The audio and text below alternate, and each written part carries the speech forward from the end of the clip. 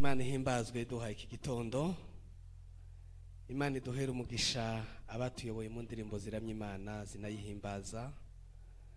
Imana ihimbazwe kuri biriya bikorwa byose bavuze yadukoreye muri Kicungo. Aimable kuva Nairobi akunze kudusura. Turakwakira Imana iguha umugisha. N'abandi bose twabonye kubw'amaraso ya Yesu muri abacu. Nshima n'Imana yaturinze, twari tumaze ibyumweru bibiri hafi birenga turi hariya uko babivuze kandi mubizi. Imana yaraturinze, ntabwo biba byoroshe, ariko Imana yabanye natwe. Kandi namenye ya ndirimbo dukunda kuririmba ngo Imana igira inzira ibihumbi zica. Nkunze kubivuga ngo Imana ijihoterwa, ngo uvuge ngo turajana ariko ndashaka ngucaha nsubire nkurangire tijihoterwa. Iyo hayereka karembo naho ari gato izi guseka ikamena hari urukuta ikakubwira ngo naka gato kawe singashaka. Imana yaradufashije, ibyo turi gukora Imana iri kumwe natwe kandi biri kugenda neza, kandi turizera ko tutabizi tubikeka harimo inkunga z'amasengesho yanyu. Imana ibane natwe. Abamfasha gusoma muziko mbikunda, turebe ahantu hatatu dusoma abantu biteguye kudufasha kandi nawo ni umugisha ntitukawusuzugure. Ubutumwa bwiza bwa Yohana ibice 8:32. Ubutumwa bwiza bwa Yohana ibice 8:32.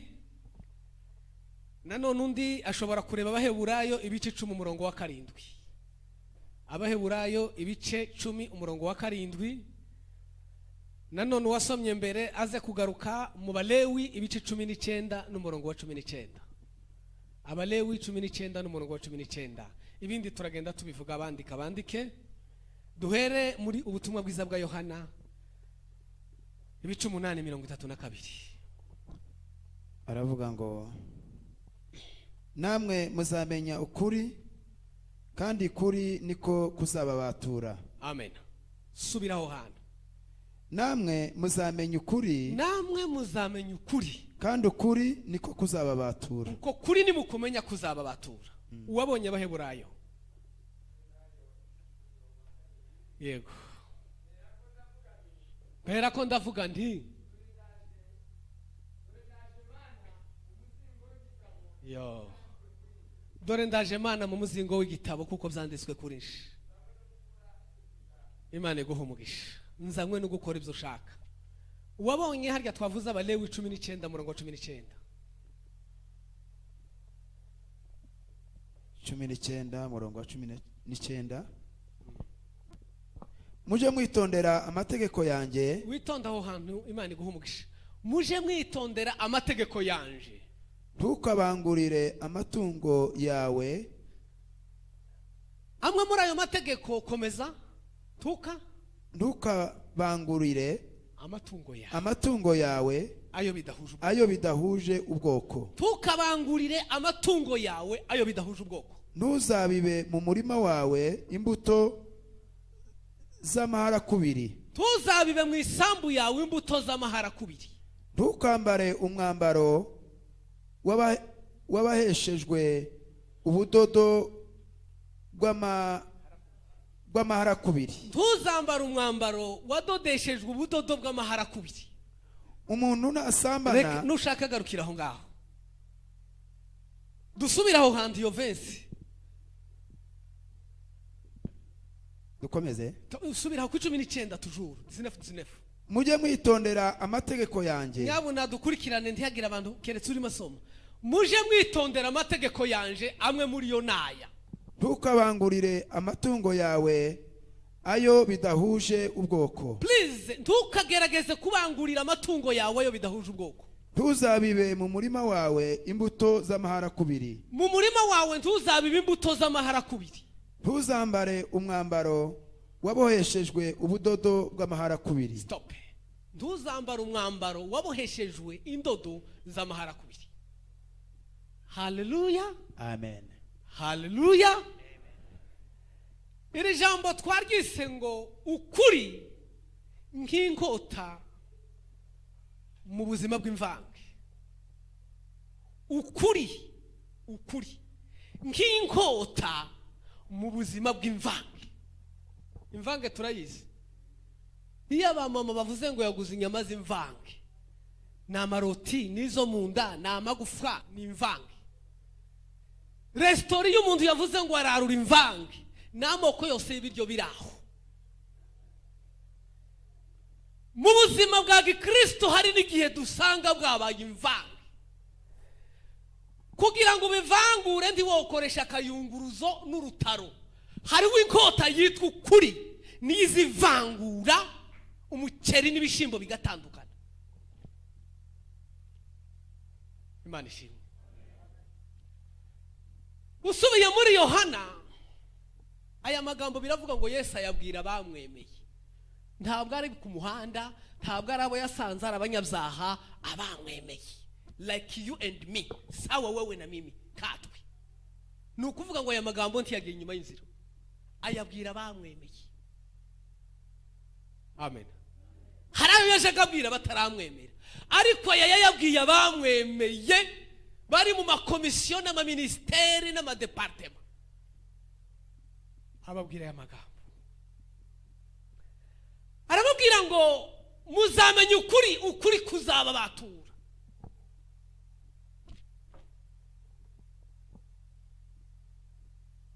Imana itubabarire cyane. Buriya reka ngaruke nyuma buke. Iyo umuntu acyemera cyangwa yaremeye, ariko iyo ugize umugisha ukaba mu bihe byiza, habe niyo terme narayinitekereje, bene data ba ADEPR bakunda kwikoresha, ni nziza ntagisa nayo, ngo twagize ibihe byiza bitandukanye no gufashwa. Burya abantu basinze bakagabira n'inka bakishurana amadeni, baza bavuga ngo bafashijwe. Ariko kugira ibihe byiza bitandukanye n'ibyo. Hari ubwo azagenda bamugabiye iyo nka, yagera imbere akarwana n'uwo yimugabiye, cyangwa yashika akamena televiziyo, cyangwa yashika akabangamira umugore. Byari ibihe byiza aho yari yicaye, kwari ugufashwa iyo bafashijwe n'ibyo. Ariko ibihe byiza ni ibihubamo bikagira impact no kuba mutari kumwe n'abakabinezererwa, ni ibihe byiza. Naho gufashwa ni systeme yo kunezerwa. Shobora kwishimira ko nagiye mu kazi bakuyemo Diedoni, kuri jewe ni ibihe byiza, kuri jewe ndanezerewe, kuri jewe ndafashishwe. Ariko ayo makuru namubwiye yovuga ati genda kurishima se ngo tubisangire, wari umwanya wanje. Kuba mu bihe byiza ni ibihe bifasha ubuzima bwawe, ariko bikagira impact positive no kuba muhura, no kuba murarana, no kuba muri kumwe. Igihe cyose uzobona wamerewe neza, iyo neza ntigire impact, si ibihe byiza. Ibihe byiza bikubaho nuko unyuzeho akabisoromaho. Amen.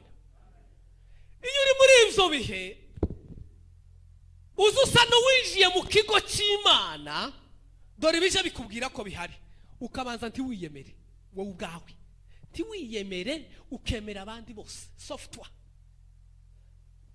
Ese ku Patrick ambwiye Mana ngo arambabariye, kuriya nyine ndababariwe, no rugero mfashe.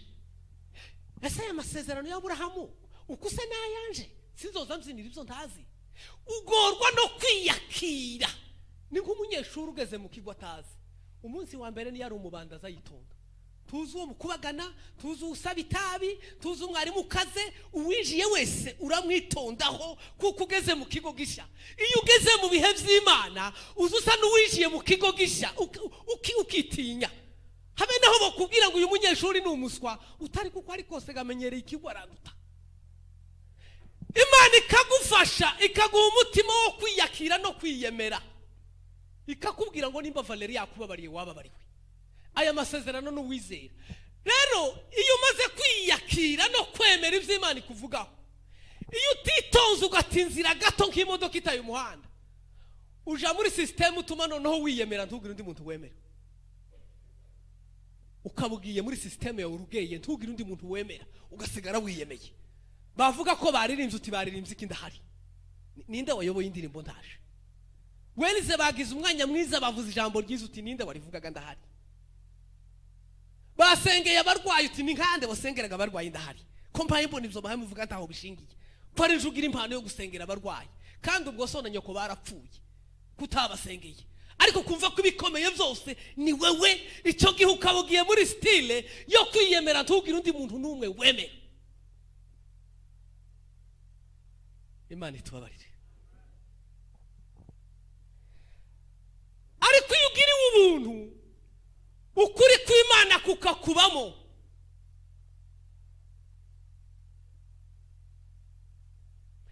kuja gutuma uba muri situation umutajarajara. Sinzi ko mbisobanura uko nshaka. Iyo ukuri kw'Imana kuri mu muntu tuzi ujarajara, uburi satisfait. Uzareba abantu bafite akazi keza nkuko tuja tubivuga, nta muntu waba ufite akazi bamuhemba miliyoni 2 none ngugende usoma utunyamakuru twose hari ama offer, muja mubona babisoma. Ariko iyo udafite akazi, habe niyo bavuze bati haraho baba bakubura umuhanda bagatanga 1000, ujayo gusaba ukifotoza ugatonda waje gusaba akazi, ndahuri kuko uri hanze nta kutokora. Iyo ufite ukuri kukuremamo satisfaction tujarajara, nta maofre yandi ushaka. Yesu arababwira ngo muzamenye ukuri, ngo ukuri kubabature. Iki kintu cyagoye abayuda bakabaza Yesu ngo ariko warahubutse, ese ujugira ngo ababaturwa turimo tubaturwa kwande? Tururuza rwa Abrahamu. Malheureusement ntibari babizi, nubwo bavugaga izo discours bari mu bubata bw'abaroma. Hari igihe umuntu abatwa ububata ukabugira famille, tubu kimenye ko ari ububata, ukagira ngo uri kwa nyogosenge no kwa nyokorome, uri imbata. Kubera kubutindamo no kubwishimira no kububamo, bukaba ubuzima busanzwe. Muzamenye ukuri, ukuri kuzababatura. Ese ukuri niki? Ukuri niki? Uko kuri tuzamenya gufite imbaraga zo kutubatura. Igisirimba ntikitubature, amasengesho ntatubature, isadaka natanze ntimbature, bakangira pastori ntibimbature, n'ibindi ntavuze. Uko kuri kurusha ibyo ngibyo imbaraga nuguki? Yohana 17:17. Yesu arasenga ngo data ngubereshe ukuri, ngo ijambo ryawe niryo ki? Ukuri kubaye iki? Kubaye ukuri kubaye ijambo ry'Imana. Ndagukurikira ukuri tugeze aho tugufata n'amaboko. Ukuri kubaye ijambo ry'Imana. Ese ijambo ry'Imana ryo niki? Yohana igice cya 1:1. Mbere na mbere hariho jambo. Jambo yahoranye n'Imana. Jambo yari Imana. Nta na kimwe mu byaremwe kitaremwe nawe. Jambo yahindutse umuntu. Mwamumenye? Abaye nde? Iyo ni syllogisme kubavyumva. Ukuri dusanze ari ijambo. Ijambo dusanze ari Yesu. Seko ukuri ni Yesu. Aravuga ngo muzamenye ukuri kandi uko kuri kuzababatura. Kuzatubatura iki? Kwande. Nubuhe bubata bumbase no batura. Yesu icyo yarushaga abayefarisayo si discours. Yazaga avuga ijambo rimwe bakavuga 50. Apparence ntiyasaga nukijijwe kubarusha. Baranavyambariraga ye. Bakagira ama discours meza. Ariko bakabura ukuri muri bo. Imana itubabarire. Reka tuze kuri Mose no haha dusomye. Bibiri iravuze ngo Imana yabwiye Mose ngo uzirinde ngo ntukabangurire amatungo yawe ayo bidahuje ubwoko. Amatungo ntituyazi. Iki kintu nico ngira ngo dutindeho. Ubwo duherutse muri zone mu mwiherero wa zone ya Kimironko, hari ijambo president wa zone yabajije, ariko ari bazavuga ko hari uri mubajije. Ndaco nashubije, ariko iki ni kimwe mu bisubizo wenda n'ibindi wakongeraho. Ngo yarabajije ngo ese ko tuja duterana bakaririmba cyane ko abantu batakihana ibyaha kakera, uwo muntu abibaza ko nta abantu bakirizwa n'ijambo ry'Imana, ko abantu batagitinya inzu y'Imana. Unantere ko mumve kwinjirira kwindirimbo turirimba ubu ndetse dufite abahanzi batigeze babaho. Ba Dawidi bazaga bakoresha amahembe, twebwe dufite za keyboard n'ibindi mwe muzi je tazi. zituma ibyo twe expectinga bitaba full niki nuko dufite amezi y'ibidahuje ubwoko hari ibyo bita ibyimanyi mu Kinyarwanda. Ibyimanyi murabizi ikintu kibyawe n'ibintu bidahuye. Nagerageje kureba mu Gifaransa, mu Kinyarwanda biravuga ngo ubwoko, ariko mu Gifaransa biravuga ngo espèce itandukanye na race. Hariho race pire, ababyize barabizi. Ushobora gufata inka ya frizone 100% ukayibanguriraho inka y'inyarwanda zikabyara inka iri intermediaire. Suko bije bimera umukamo ntungane n'uwa frizone, ariko kandi ikarusha inyarwanda. Suko uri hagati. Icyo kirashoboka kuko icyo gihe uba wagize uwo akuple, uba wabanguriye ibintu bisangiye race. Nubwo imwe race pire indi ni race imwe, ariko espèce ebyiri. Ni ngo kubangurira imfizi y'intama ku ihene. Ntabwo bisangiye race, ni espèce ebyiri. Iyo rero ubanguriye ikintu icyo bidahuje ubwoko, bibyara igihinyango kiri hagati, udashobora gutegamo umusaruro wa bwa bwoko original. Sinzi ko namenye kubivuga. Ndagenda nkomuza mu ngero muzi. Ubimana mu mitungo yaduhaye Yesu. Iduhaga kisa. Yeme iduha umwuka wera. Ibi bintu bitatu ndi tuja tubisorera. Ibi bintu bitatu nuwo kwanga ntiyo bikwambura. Ibi bintu bitatu n'umusirikare ntiyo bigukuraho. Yo kwambura ishati, yo kurenganya ikibanza kikavaho. Ibi bitatu nta wabikwambura. Tunabitunze ngubwo dushaka kubitunza. Tubitunze kuko n'ubudahangarwa wabo. Ariko twamara tukareba wenda nahawe kuririmba ka Dawidi. Umuntu ari mukuza akicara kuri televiziyo, ukareba agakobwa k'akanyamerika utazi uko kameze kakigize igihinyango, ukareba isoko, ukareba imyambarire, ukareba uko kigize, ugafatira ya modele, ariko ugakoresha amagambo y'Imana, ugasanga kurabangurira impano y'Imana, impano z'isi. Washika ukaririmba ariko indirimbo zikaba ni hybride, n'ivyimanyi. Dufite amezi ya Satani mwitorero. Niyo mpamvu bivukamo tutotekereza ngo Dawidi yararirimbaga bikagenda gute. Yari frizone pire, none nawe uri ingurube pire. Mani tubabarire. Imirimo dukora iyo tuyikora turi ivyimanyi, turi ama hybride nkuko bavyita muri izo mvugo z'amahanga. Ugasanga icyo umuntu yakoze natwe ko turabanguriraho ivyisi ngo tubikapte. Simfata nk'umuyobozi urugero rwa Kristo. Kareba uko umuyobozi wa club runaka y'amafaranga aje akora. Kareba uko umuyobozi w'umurenge udakijijwe azayitwara. Nkareba uko umuyobozi wo hanze. Ngashaka kuzana ibyo bintu nkaba mbanguriye impano yanje ku mpano y'isi.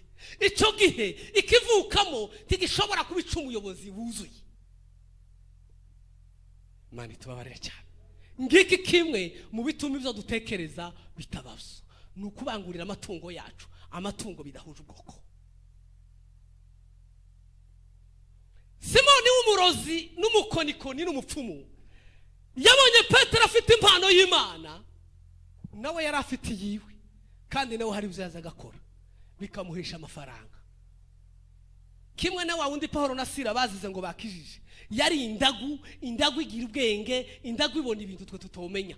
Indagu rwose ashobora kukubwira ati waje n'imodoka kugenda gutyo usanga umuntu aha, kandi tugasanga nibyo, twamara tukamuha amafaranga. Ariko ngo abone ibya Petero ibona birimo akarusho.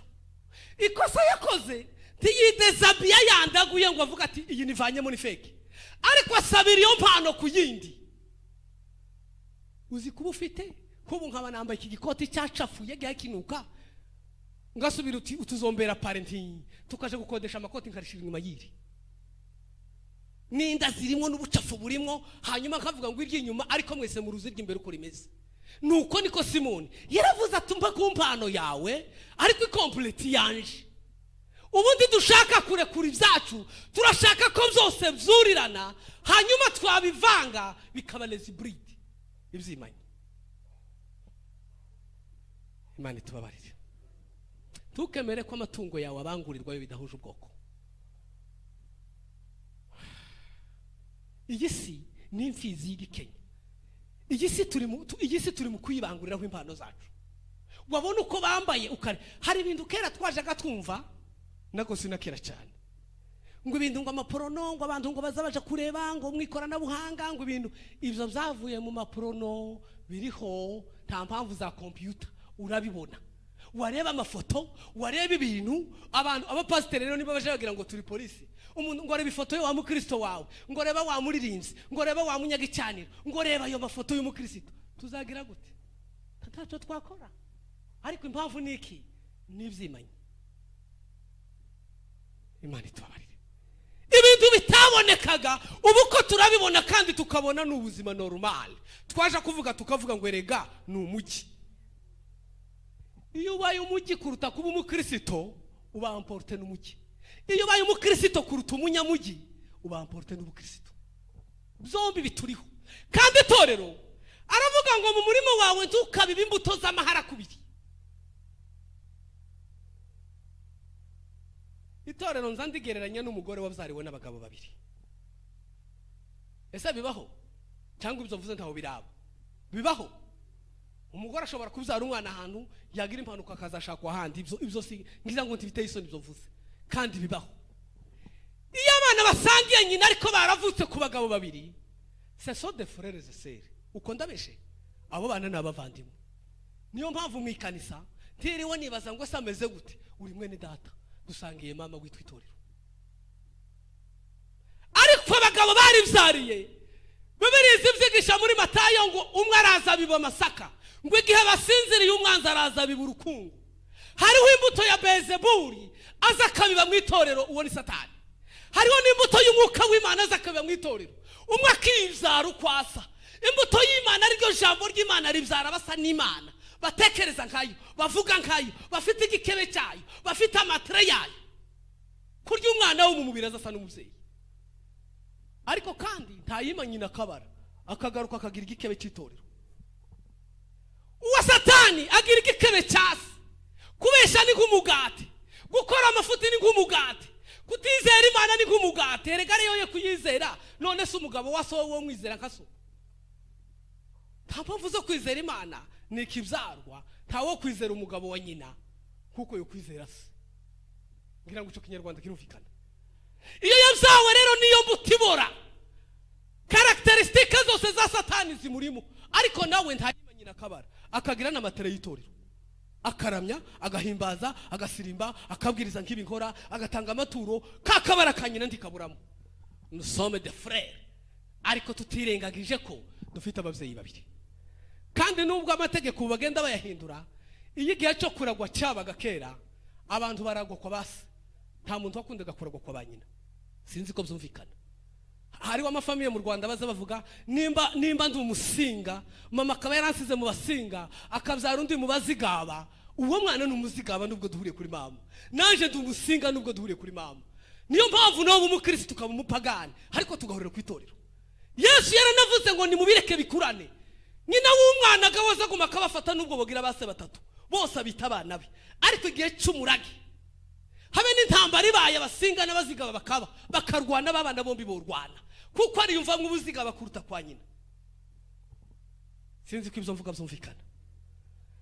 Aravuga ngo mu murima wawe ntiyakaba imbuto z'amahara kubiri, kandi z'amahara kubiri ziza ryare. Biravuga ngo igihe umwanzi yarasinziriye, ngo umwanzi arasa. Igihe nyiri umurimo yarasinziriye, iyo dusinziriye nibwo habibwa indi mbuto. Imana itubabarire cyane. Niko ijambo ry'Imana ribigaragaza. Uzirinda imbuto z'amahara kubiri. Ubushize nanone muri zone hari ijambo riganiriye, ririya riri muri Mariko ngira ngo cyangwa Matayo 21 n'umurongo wa 12. Titurisoma. Yesu yinjiye mu rusengero, asangamwo kategori y'abantu twebwe turi mu gukwega. Yewe waba wababonye ukavuga uti Imana igira igisubizo wa, ngo isangamwo abavunjayi, abo si abanyamafaranga. Burya abavunjayi habe naho atoba yafite ku mufuka, umubwiye uti mfite ikibazo aha mu mujyi, abazu yafite abavunjayi ni nk'abakonvoyeri yoba atari umutunzi ariko nta mukonvoyeri utazawirirwa acigatiye amafaranga aza yarubura ariko umunsi wose nibo bantu baza bamarana amafaranga umwanya mu kuboko. Abakonvoyeri si abakire ariko nukora muri banki ntiyo kurenwa amafaranga nk'umukonvoyeri yirirwa mu gipfunsi cyabo ayahinduranye rimwe agashyiramo 5 ubundi avunjira abasohokana yirira n'ubukira ariko ndakeka ngo sibo bakire. Yesu asanga abantu barimo bavunja amafaranga, abantu bataje babura amafaranga narimo. Abo twe tujya tuvuga ngo iri kanisa riri nk'umugisha basigaye babivuga ubu ngo harimo abagabo bafite amafaranga, ntibakivuga ngo harimo abagabo bakunda gusenga, ntibakivuga ngo ni kanisa ririmo abantu birinda icyaha ngo bafite amafaranga wa.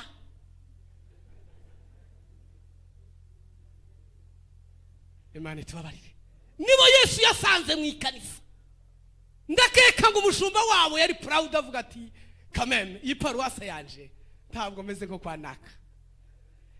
Ngo asanga n'abandi mu guhirika ameza ngo barimo bagurisha ikintu murazibuka. Inuma murazizi.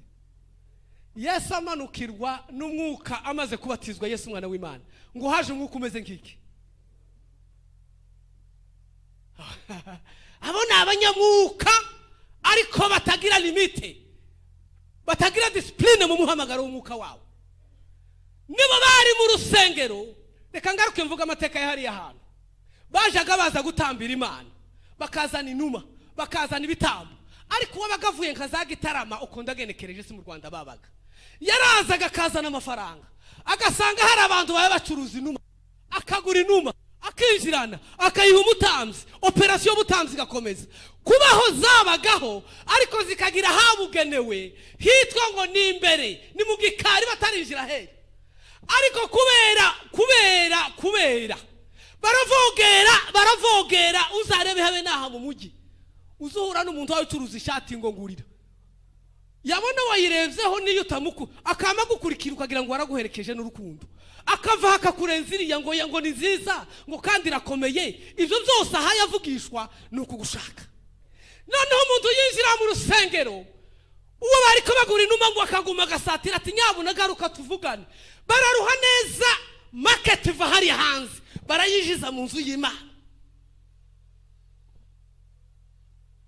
Ikosa si ukuzigurisha, ikosa nuko barenze imbibi zaba kuri kugarukira.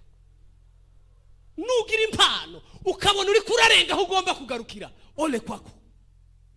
Nugira amafaranga ukibwira ngo ayo mafaranga aratuma ukora icyo utemerewe ole kwako.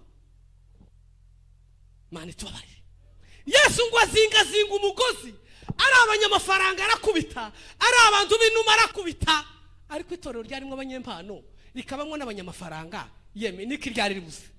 Ngo amare kubasohora umva bo yinjije, ngo yinjize impumyi nibimuga ngo arabihamagara ngo nibize mu rusengero.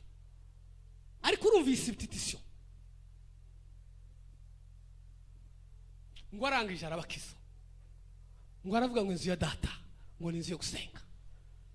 Haleluya, haleluya. Inzu ya data ni inzu yo gusenga. Yesu abasohora abo twe twamaraniye, abo turi mu kuvuza induru. Hari umugabo uherutse kuvuga aravuga ngo icyorezo itorero rifite ubu ngo sindwara z'ibyorezo ati zamyeho nubwo nazari kibazo si n'ubukene nubwo Afrika badushyira mu migabane Kenya munsi y'imirongo y'ubukene ni ikibazo cy'icyorezo. Si n'ibindi byinshi dutekereza. Aravuga ngo ibyo byose ni ibibazo ngo ariko icyo yisi icyorezo ngo ni ubuyobe buri mu bantu kandi bahaye bayoba bazi ko bari mukuri. Umuntu akaza ukutwice ha twese ukumuraha mukicara ngo mwaje gusenga ariko ndi musenga ngo muracarenza umukozi w'Imana ukomeye. Uwoga ni jewe, reka nije wivuga uko ntagihaye gikorwa ninga kurya muri stade tuza turindanya kubaho ngo ntaraza ngo umukozi w'Imana ntaraza. Abashaka bakaganira, abashaka bokina ni karite ntakirakorwa ndi musenga nyuma ngacomoka akaza umukozi w'Imana ukomeye yamara gushika ngo akabanyuzamwe amaso ngo Imana irambwiye ngo hari umugabo ufite ideni. Ahubwo umugabo utagira ideni abaho. Imana irambwiye ngo hari umugabo ufite ideni kandi ngiye kumusengera. Imana irambwiye ngo abana bakoze ibizamini hari uzofata diplome, ko ndabona hari ufite diplome zikaza ari 40.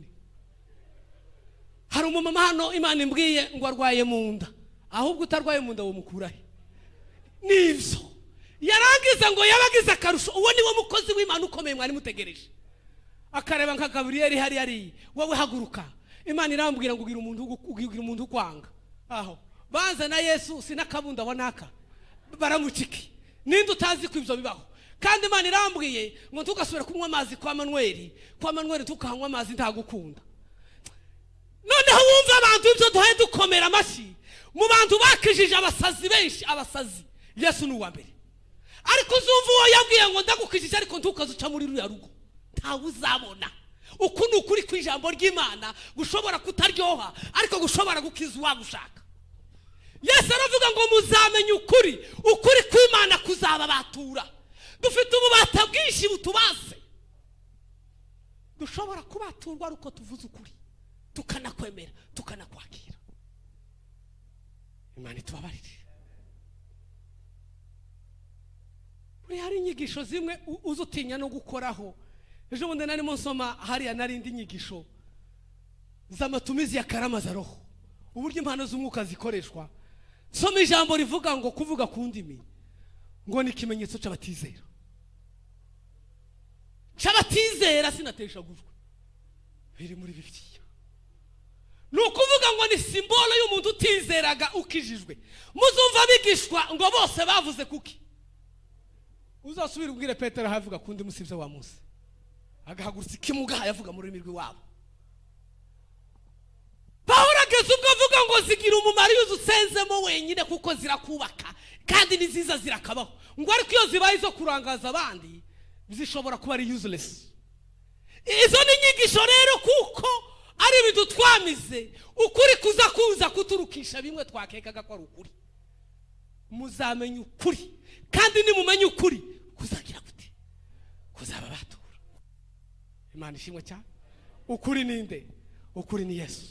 Mu Baheburayo Yesu aravuga ngo dore ndaje muje mu muzingo w'igitabo ngo nkora iki? Ngo ivyo data ashaka. Yo Imana idufashe cyane. Ivyo data gize gute? Ubushake bwa data. Ese ubu buracyahabwa agaciro? Ese ubu ndakibaza ngo data arabishaka cyangwa ndeba ko Valera hayagira gutya na mugenzi we nuriya okay ndabona iyo muri discours yanje turemeranye n'abantu. Oya ubushake bwa data. Uzirinde kubangurira ivyo wahawe kugira ngo bivyare ibintu by'ibibride bitazazara umusaruro ba expecting. Niyo mpamvu uvuga ngo Dawidi rimwe na rimwe tugaterura n'ibye ngo Dawidi yaravuze. Dawudi niba yaravuze, Dawudi yaravuze. Bazovuga ngo Kabuga ngo yagiye kugura inzu ngo y'amagorofa ngahe uri ku manegeka nawe ugende ngo ugiye kwishaka. Kabuga ni Kabuga nawe uri wewe. Dawudi ni Dawudi. Uzarebe ikizakubwira ko tutaje dusoma cyane ijambo ry'Imana. Habe nico batubwirije nk'uku kikagukoraho. Ikanisa ry'Ibero ya Karite bagiraga ngo bazaga bashakisha turebe bya bintu bavuze ko ari ukuri. Dawidi yaravuze muri Zaburiye aravuga ngo Uwiteka, harabuza numva bakunda kubivuga bakanabisubiramo ngo Uwiteka ngo uzantate. Yaravuze ngo warantase ariko nyine niba bari wabwirije akabivuga bikamucika uko twese tukabireproduiza ntubisomye ntuzaho biri. Yaravuze ngo warantase ngo ntati ijoro. None se nawe bazorinda gutata ijoro bakubuza amanywa? Bazatata ijoro babuza amanywa? Kuko igituma mvuze ngo amanywa baza expectinga barebe ibyo hayukora.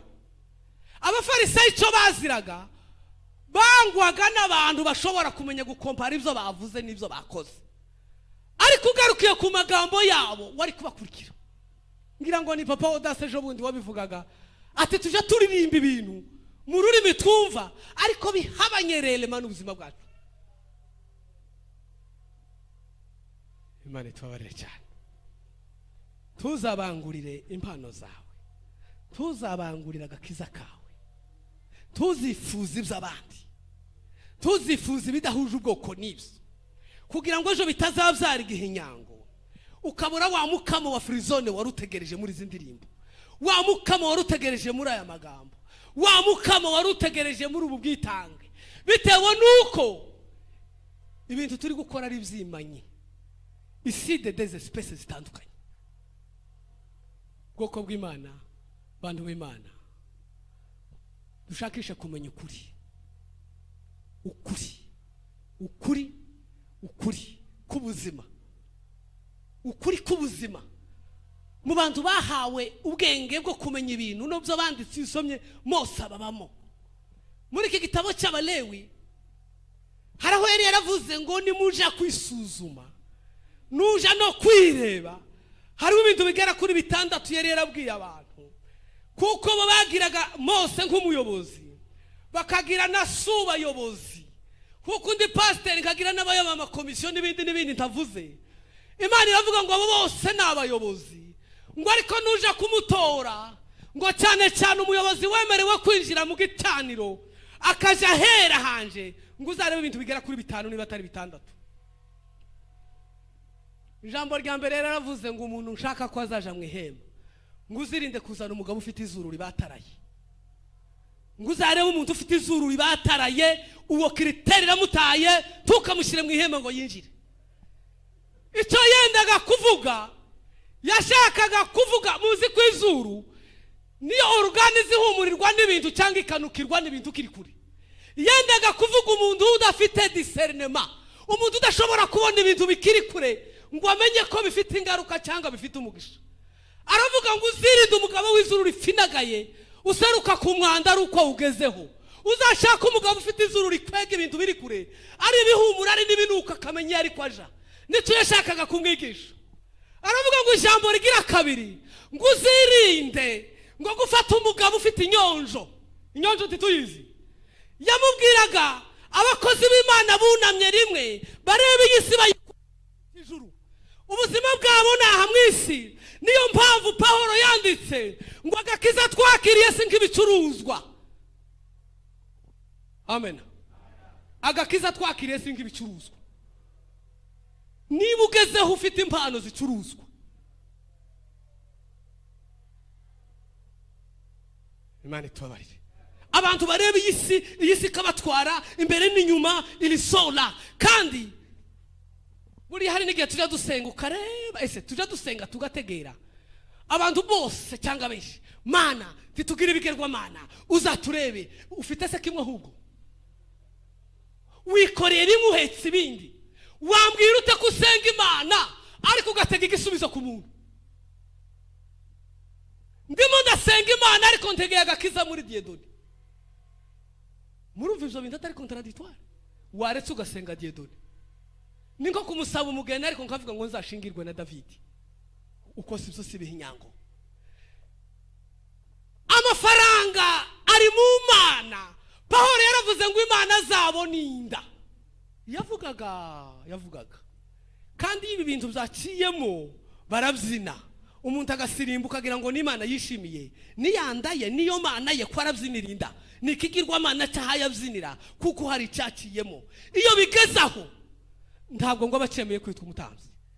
Kandi muri gahunda y'Imana ngo turi ubwoko bw'iki bw'abami twese. Imana itubabarire cyane. Aravuga ngo uzirinde umugabo umuteste.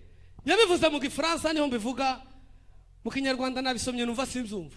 Yaravuze ngo éviter un homme à testicules écrasés. Umugabo w'inkone utabyara uwo nawe ngo ntukamufate. Byavugaga igihe turi mu muhamagaro udashobora kugira abandi bantu byara, igisirimba kitazana umuntu, ivuga butumwa ridafashije umuntu, amasengesho adahumurije umuntu, ibyo dukora byose bitagize uwo bizana, nous sommes impuissants. Icyo gihe aravuga ngo uwo muntu ntukamushyiriya. Imana itubabarire. Noneho Dawidi yavuga ngo sinzagira indi mana, nuhetse 14 uti nanje ntayo nzoga zikwishe bakwakira usigaye uturwa shembinga tugasubira mu yindi. Oya, muzamenye ukuri kuba bature. Kristo natakubatura uzari kupfa. Imana ishi nimba untegeyeho agakiza ngo ndi pasteur nanje ndigorewe nibyanje mvaho. Nimba ushakira kuri naka nawe aragowe muveho. n'uwo ntavuze izina nawe muveho, muzamenya ukuri niko kuzaba batura. Ifaranga ntizizotubatura kandi nizisatira zikinjira aho zitagomba kutegeka. Yesu yazinze umugozi abanyamafaranga, ariko barimo barenga bakarengera imbibi zabo. Icyo Imana yashatse kuri wowe, nje nkunda kubwira abantu ngo Imana ntiyo kwibagirwa. Habe n'umubyeyi wawe yo kwibagirwa, abo mwiganye baza bakwibagirwa, ntimubizi. Abo wakoreye neza ukavuga uti igikorwa nkoreye naka, azageza gihe avec le temps akakwibagirwa. Ariko Imana twigeze twiga ijambo aha rivuga ngo Imana zimwe mu ngororano zigenda iha abantu, kakurya udodesha umwana avuye kuvoma cyangwa bamutumye akantu ngo hari ubwo ibadodesha ibibazo, kuko ibyo yakoze bihanye n'ibyo twatekerezaga twakavuyemo. Itorero icyo Kristo yaryejejeje s'amazi, yaryejejeje imigezi y'imibabaro, imigezi y'intimba, imigezi y'agahinda, ari kubita muri ibyo bijaga nakunda rivamo ryero. Haleluya. Bwoko bw'Imana, twirinde imfizi zo hanze, twirinde kubangurira ibintu. Mu by'ukuri mu kureba ibintu turimo baje kuvuga ngo ni umujyi, ibyashakirwaga muri za computer ubu nta na rinete turabibonesha amaso kandi tukabona c'est normal. Reka mu ndangagaciro ufite nibyo wahawe. Ubundi rega naha hanze umuntu yubahirwa iki? Icyo afite abandi badafite. Bakavuga ngo uyu ni general, abandi basirikare tudafite iyo ranka turayimwubahira. Uyu mugabo ni umukire, dore etaje ze, dore za rukururana ze, nje ugenda n'amaguru ushobora kubimwubahira. Ibyo wubahirwa nta bindi, wubahirwa agakiza ufite. Nico naho ibindi byo ntawe ubirusha. Ibyo ndusha nawe ufite ababikurusha, ariko agakiza tukambarire, tukagendana, tukase. Imana itubabarire, tugase bavuga ngo hariho igikebe cy'Imana.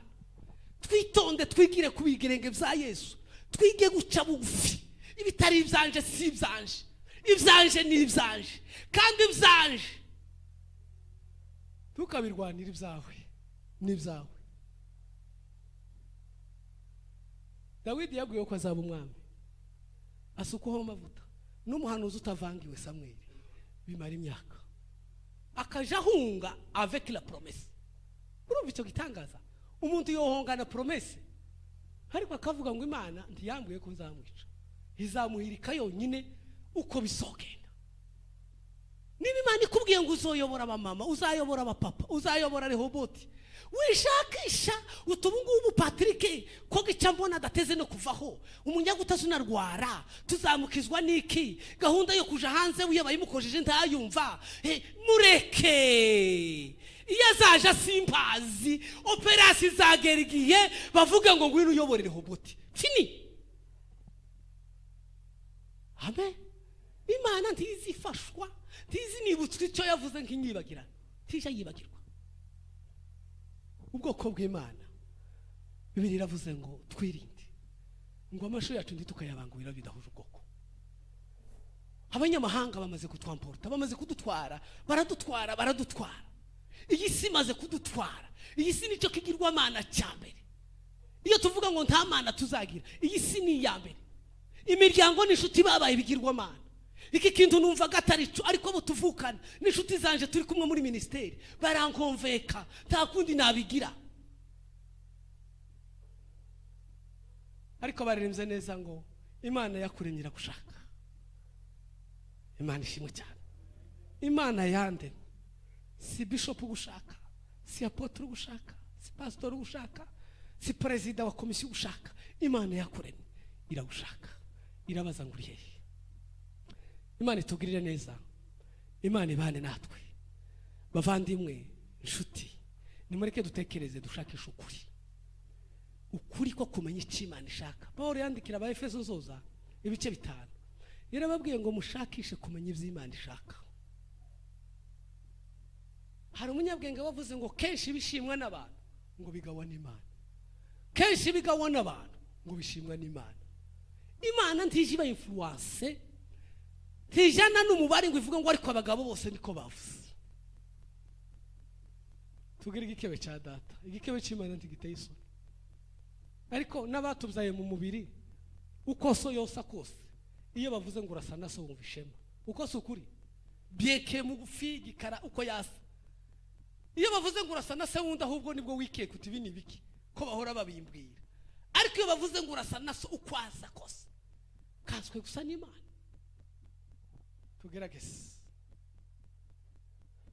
twirinde kubangurira ibidahuje ubwoko. Nibwo indirimbo zacu zizagira umusaruro, nibwo inyigisho zacu zizagira umusaruro, nibwo ubuhamya bwacu buzagira umusaruro. Tugende nkuko Kristo kuko iyo ukora ikintu nawe ubwawe wikiripabiliza. Dutambuke twemye, dukora imirimo twemye, kandi dushakisha ukuri kugira ngo tubaturwe. Imana iduhe umugisha. Amen. Reka tubasabe muhaguruke hanyuma dusenge Imana.